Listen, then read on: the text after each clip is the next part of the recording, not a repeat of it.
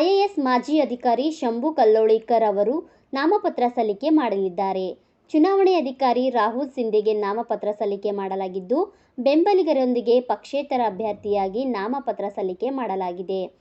ಇಂದು ಸಾಂಕೇತಿಕವಾಗಿ ನಾಮಪತ್ರ ಸಲ್ಲಿಸಿದ ಶಂಭು ಕಲ್ಲೋಳಿಕರ್ ಇದೇ ತಿಂಗಳು 15ರಂದು ಶಕ್ತಿ ಪ್ರದರ್ಶನ ಮೂಲಕ ಮತ್ತೊಂದು ನಾಮಪತ್ರ ಸಲ್ಲಿಕೆ ಮಾಡಲಿದ್ದಾರೆ.